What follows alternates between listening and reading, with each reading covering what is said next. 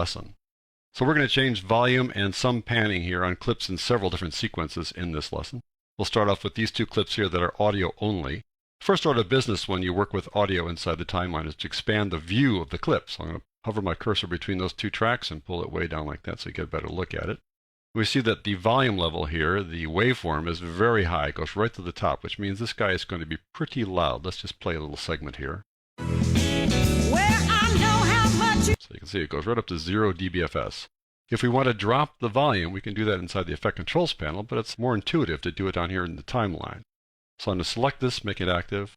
I'm going to open up the Effect Controls panel so you can see what we're doing. You can see the changes. I'll open up volume here. Open up this disclosure triangle so we can see the level, and go back down here again. Now I'm going to change the volume here by hovering my cursor, my selection tool, right there in that little line. That line has several names. It could be the volume level control line.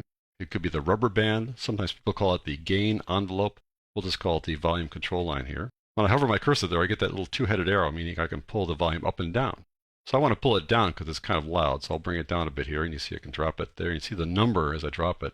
It's not easy to get an exact figure here unless you hold down the control or the command key. So I'm going to get down around -12 or so. Now I'm going to hold down the control or command key, and it'll fine-tune as I move it down there to get right to 12 or very close to 12. So the control or command key lets you get a little bit more of a fine-tuned control. Now I'm going to let go. I've dropped it about 12 dB, and you can see that right there, 11.6. If I hover here, it's going to say 11.6 or 5.5. I've now dropped the volume. Let's just play this now. You wanted me to stay. Now if you watch the VU meter here, check out the level here. But it just couldn't be. So it started off at 0 dBFS, 0 decibels below full scale, and now it's about -12, which is what you'd expect because we dropped it about -12. So that's how you control volume overall for an entire clip. Let's do the same thing here with Gettysburg here. The volume's kind of low here. You can see it's low there. Go. Our Father is brought forth on this continent. So I want to raise the volume. So I'm going to hover my cursor here till it turns into that double-headed arrow and lift it up. But as far as I can go is 6.02, which is the same level that you go up here inside the Effect Controls panel. Let me open that up. The highest you can go is 6.0 here, which is actually 6.02. That's as far as you can go, which is really not as far as we want to go. Let's just try this. And it's a new nation. I want to go louder than that, so I'm going to undo that by doing Control or Command Z. And I want to increase the gain of this clip and then deal with the audio level. So I'm going to right-click on the clip and go to Audio Gain. I'm going to increase it 12 dB.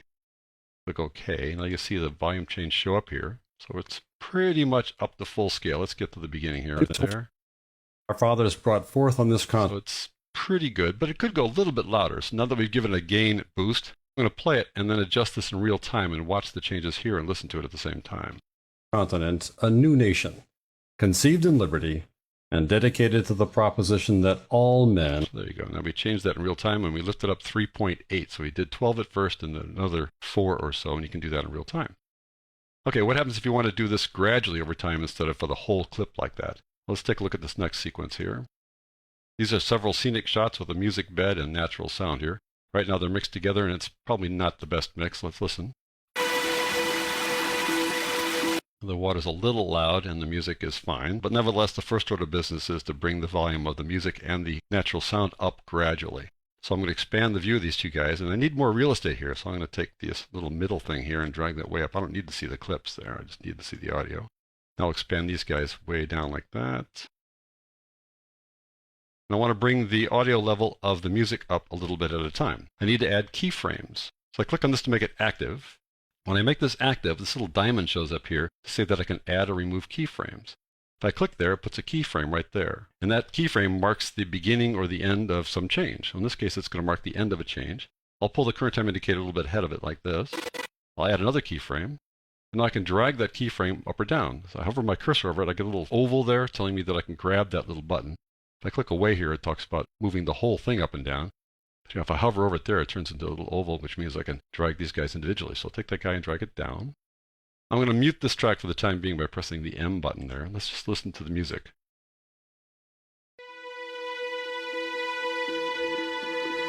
So you see how we changed it over time by adding keyframes using that little button there.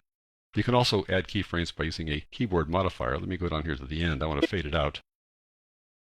I want to add a keyframe here. I could just click on this little button to do that, but I'm going to put my cursor there and press the Control or Command key on my keyboard. And that turns into a little plus sign, meaning that I can add a keyframe. So boom, I add it that way. Another way to add a keyframe is to change my cursor to the pen tool, right over there. Click on the pen tool. When I hover over the line, the plus sign shows up automatically. So the pen tool lets you make a keyframe simply by clicking, which is fine unless you want to just pull this thing up and down, in which case you're always adding a keyframe if you want to pull it up and down. So if you're working with the pen tool to add keyframes pretty quickly, which is an effective way to do things, if you want to increase or decrease the volume someplace else besides where a keyframe is, then hold down the controller command key and it switches to the selection tool where you can pull it up and down like that. Let me just pull this guy down using the pen tool. I hover, I get that little circle again, or that oval. It's actually, I guess, a hexagon. Pull it down like that. So let's hear this thing now.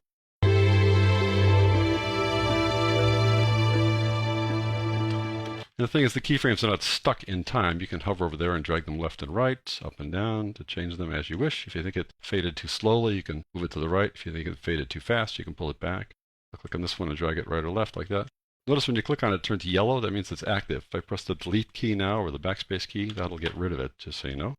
I'll do Control Command Z to undo that. All right, let's talk about dealing with the sound here in this video clip. I'll turn off the mute button so we can hear it now. Go back to the beginning.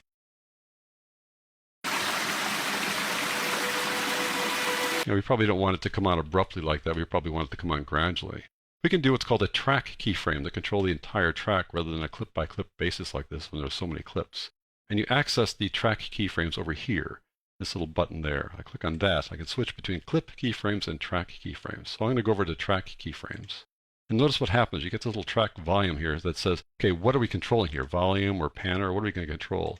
And if we apply any effects to the entire track, then these guys will show up here. You apply effects to an entire track inside the audio track mixer, which is not visible here by default. To see it, you go up to Window, Audio Track Mixer like that. And inside the audio track mixer, you can go over here and add effects to the entire track. And they'll show up over here if you add them there. I'm going to explain how to use the audio track mixer in a separate lesson. I'll close that down for now. All right, let's talk about just using the track volume control here, though, which is the default setting for when you apply this little keyframe for tracks. Notice that the keyframe turns to a different shape. It has a little dot in the middle of it. That's a track keyframe versus a clip keyframe. I want to control the volume of this entire track and bring the volume up and then hold it there and then drop it at the end. So I've got the pen tool selected again, but I'd rather work with the selection tool. To me, it's a little more intuitive and predictable. So I got the selection tool there.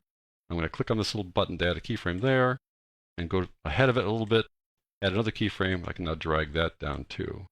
We'll have those guys come up together now.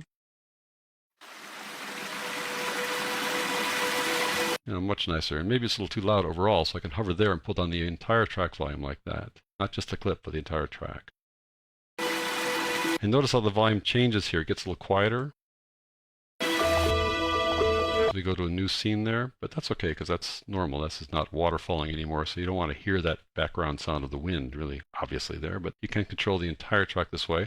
And at the end, I can also bring it down. So I'm going to take my selection tool here, hold on the control key now, or the command key on a Mac, and click there to add a keyframe. Hold on the controller command again, add another one, and drag that down like that.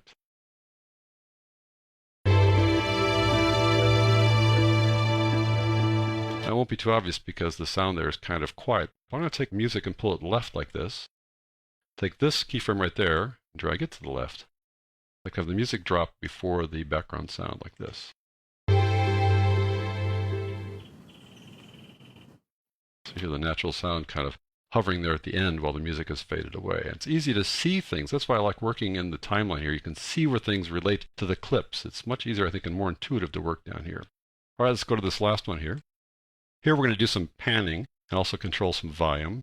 Let me just expand the view here a bit by, first of all, getting rid of that little video part. We don't need to see that. I'll expand the view of this bottom one first and this guy here. I want to have the thunder go from right to left, and this is why. Take a look at the clouds here.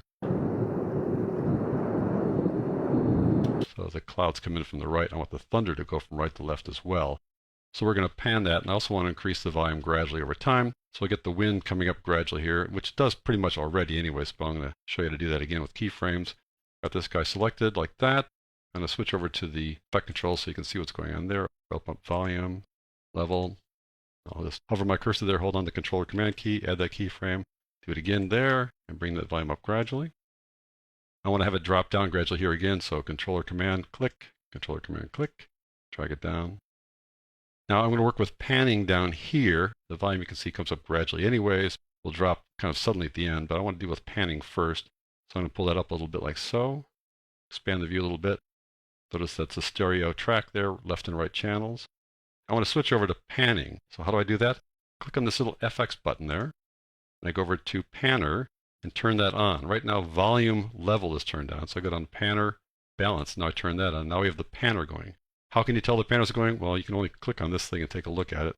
See that that's what's active. So I want to pan it from right to left as the thunder comes across the scene there. So to pan it from right to left, I'm going to put a keyframe here at the beginning. Holding down the controller command key, there's a keyframe. This is not the volume control rubber band. This is not the gain envelope. This is the panner. And I drag that guy way down to the right here. Right is at the bottom. Now I'm going to click over here. Again, with the controller command key down, got that. I'm going to pull that up to the top, which is to the left. So we're now panning from right to the left, and you have the little letters there telling you that you're doing that as well. Let's listen to that in isolation. I'm going to solo this track. We'll listen to that in isolation like this. If you have a stereo headset on now, or if you've got a stereo speakers, this should go from right to left.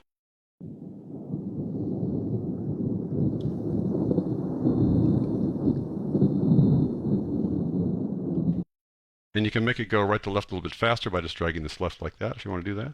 If you want the transit to go faster as well, you can pull that in like that. In any event, we've now made it go right to left. And now I want to control the volume at the end, so I switch back, click U, go to volume, and select level. So now we've got the gain envelope here, or the volume control line. I want to have it just fade out at the end. So I'm going to use my little diamonds to control this one. Now I'll go over here, click on that little diamond, go to the end here, more or less, click on the diamond again. I can just grab that keyframe, pull it down like so, and have the volume fade away like this.